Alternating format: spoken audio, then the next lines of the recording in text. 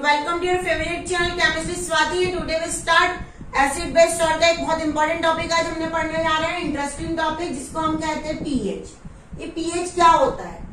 PH is a measurement scale. PH क्या है? एक मेजरमेंट स्केल है जिससे हमको पता चलता है कि कोई भी जो कंपाउंड हमको दिया हुआ है वो कितना एसिड है और कितना बेसिक नेचर का है। इसको क्या लिख सकते हैं? इसको हम ऐसा बोल सकते हैं measurement scale to find out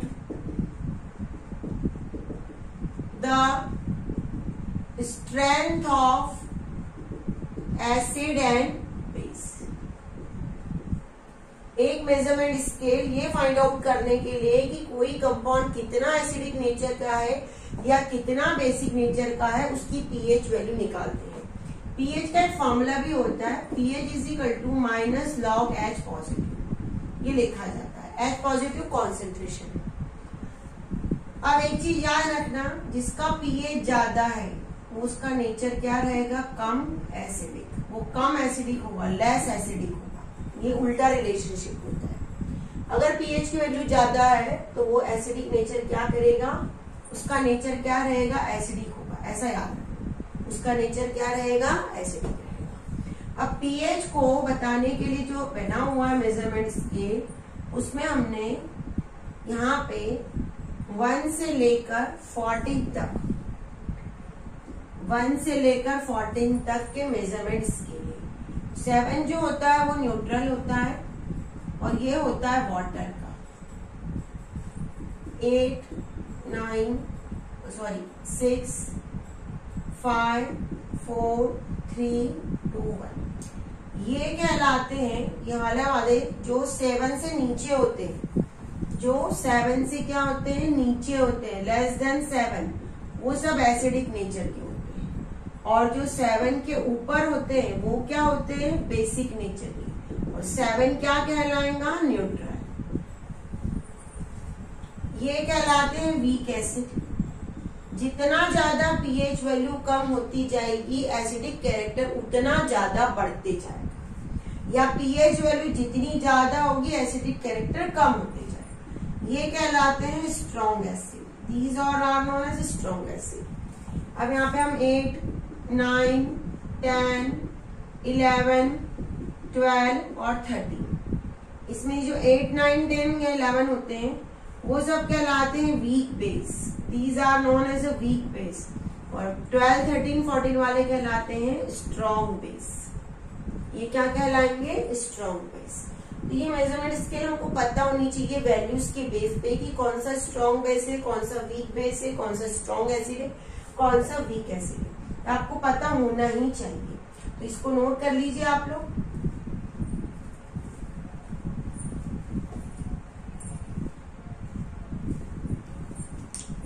चलिए, सबका नोट हो गया। अब इसके बाद हमारे पास बहुत सारे इंडिकेटर्स होते हैं, हमने कहा है। तो सभी इंडिकेटर्स को मिलके एक इंडिकेटर बना होता है जिसे कहा जाता है यूनिवर्सल इंडिकेटर। और ये सभी इंडिकेटर का क्या होता है? मिक्सचर होता है। और इसकी वैल्यू के अकॉर्डिंग हम लेबोरेटरी में किसी भी चीज को क्या करते हैं? फाइंड आउट करते हैं कि इसका नेचर क्या रहेगा, ये सब्सटेंस क्या है। Universal indicator, mixture of many indicators, mixture of many indicators is called universal indicator. सभी बहुत सारे इंडिकेटर्स जो हमारे पास होते हैं, उन सभी इंडिकेटर्स को मिक्स कर दे हम, तो जो मिक्सचर बनेगा हमारा वो कहलाता है यूनिवर्सल इंडिकेटर। और यूनिवर्सल इंडिकेटर के अकॉर्डिंग, जैसे हमने अभी कहा 0, 1, 2, 3, 4, 5, 6, 7, 8, 9, 10, 11, 12, 13 और 14, ये हमारा टेबल है। अभी हमने कहा था 0 से लेकर 14 तक या 1 से लेकर 14 तक। तो 0 अगर है तो उसका कलर क्या रहेगा? उसका कलर हो जाएगा डार्क रेड। अगर 1 है तो कलर मिलेगा रेड। अगर 2 है तो कलर मिलेगा रेड। अगर 3 है तो कलर मिलेगा ऑरेंज रेड, ये कलर हमको थोड़ा सा याद करना पड़ेगा। 4 है तो ऑरेंज कलर मिलेगा, 5 है तो हमको मिलेगा ऑरेंज येलो, ऑरेंज येलो, 6 है तो भी मिलेगा ग्रीनिश येलो, 7 है तो कलर मिल जाएगा ग्रीन, 8 है तो greenish blue, greenish blue colour, ये थोड़ा सा हमको थोड़ा सा याद करना पड़ेगा। 9 है तो ब्लू कलर होता है, 10 है तो होगा नेवी ब्लू, उसके बाद 11 है तो मिलेगा पर्पल, 12 है तो कलर होता है पर्पल,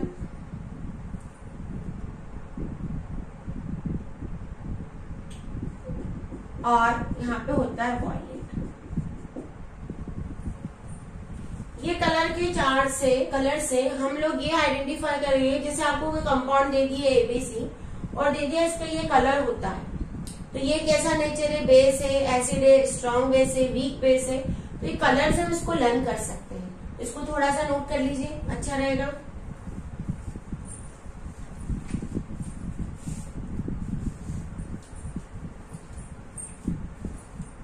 चलिए हो गया।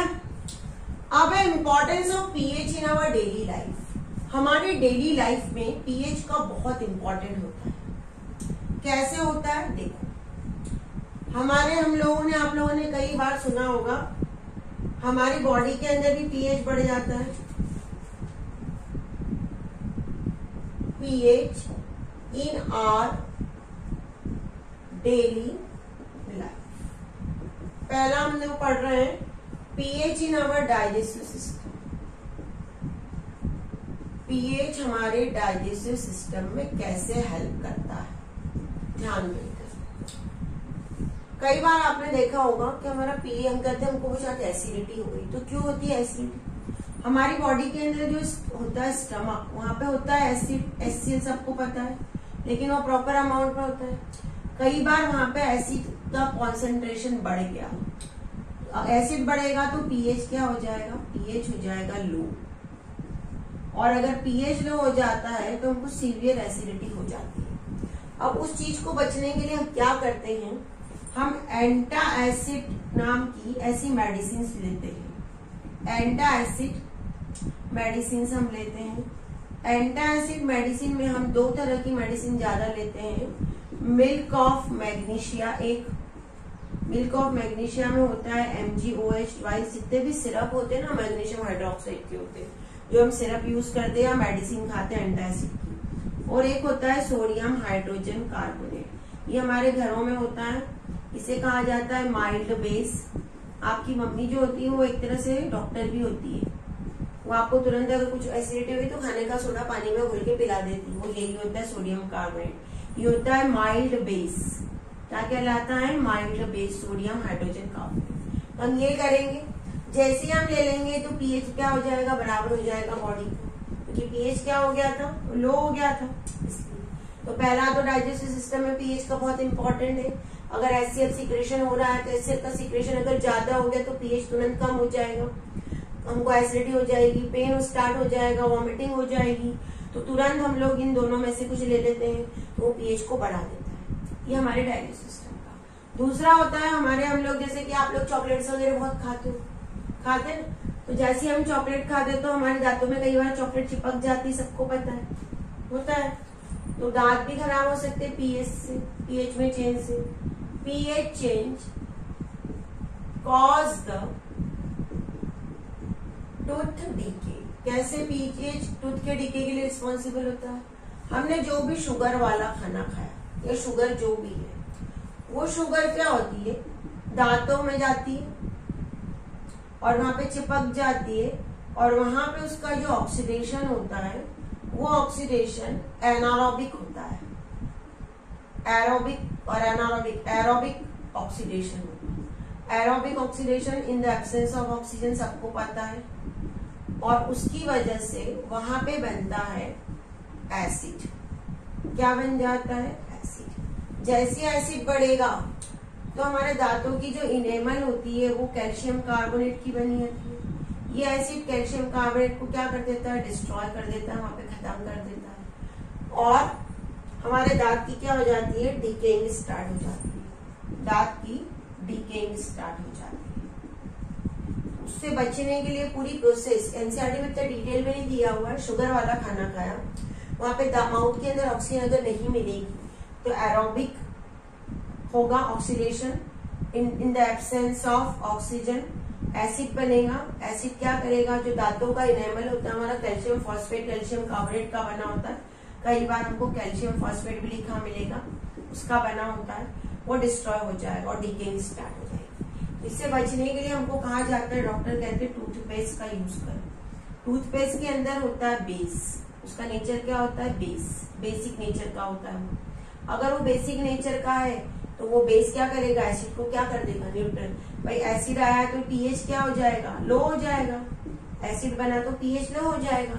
हम अगर टूथपेस्ट का यूज कर लेंगे, उसका बेसिक नेचर है तो वो पीएच को क्या कर देगा, बढ़ा देगा, तो टूथेक नहीं होगा हमको। ये हमारा पीएच टूथेक के लिए इम्पोर्टेंट होता है, वहां पे भी चेंज हो सकता है। दूसरा होता है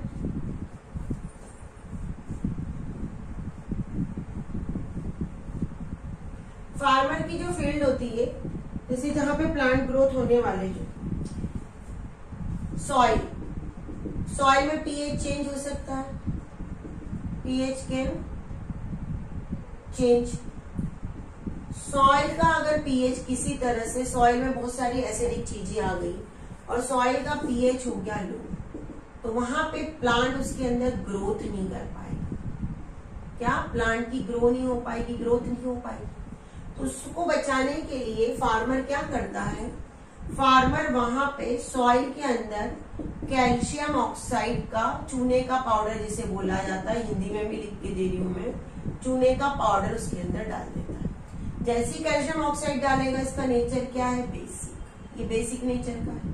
जैसे बेसिक नेचर का ये छिड़क देंगे तो पीएच क्या हो जाएगा, बढ़ जाएगा, इंक्रीज हो जाएगा। अब प्लांट की ग्रोथ बराबर हो सकती है। ये सब हमारी डेली लाइफ के एग्जाम्पल है, पर हमको पता नहीं था कि इन सब चीजों से होता है। कई बार आपने देखा होगा, जैसे कई बार हम कहते हैं कि आगरा में यमुना का पानी बहुत पॉल्यूशित हो रहा है, सबको पता है। तो अगर पानी में पॉल्यूशन आ रहा है, पानी में एसिडिक रेन हो रही है, पानी के अंदर एसिडिक रेन का पानी आ रहा है, तो प्लांट्स और एनिमल क्या होंगे, सर्वाइव कर पाएंगे क्या, नहीं कर पाएंगे। तो हमारा 4th पॉइंट है pH change and survival of animal, pH के सर्वाइवल ऑफ एनिमल। जो रिवर होती है उसके अंदर कहीं से एसिड वाटर, जो एसिड रेन होती है उसका पानी आ गया, एसिड रेन के अंदर क्या होगा, H2SO4 हो सकता है, HNO3 हो सकता है। अगर ये पानी के अंदर, ये सब चीजें रिवर के अंदर आ गई, तो वहां पे उसका नेचर क्या हो जाएगा, एसिडिक हो जाएगा, और पीएच क्या हो जाएगा उस कंडीशन में, पीएच हो जाएगा। बहुत सारे एक्वेटिक एनिमल्स जिनका रिप्रोडक्शन या जो अपना लार्वा या जो अपने ओवम या एग पानी के अंदर देते हैं, उनकी लाइफ क्या हो जाएगी, वो सर्वाइव नहीं कर पाएंगे, सर्वाइव नहीं कर पाएंगे। तो वहां पे सर्वाइवल, क्योंकि पीएच कम हो गया है, तो वहां पे उसके अंदर पानी के अंदर क्या डालते हैं, रिवर के पानी के अंदर भी डाल देते हैं कैल्शियम ऑक्साइड। जैसे कैल्शियम ऑक्साइड डालेंगे, उसका नेचर है बेसिक, तो वहां पे पीएच चेंज हो जाएगा, पीएच क्या हो जाएगा, थोड़ा सा बढ़ जाएगा।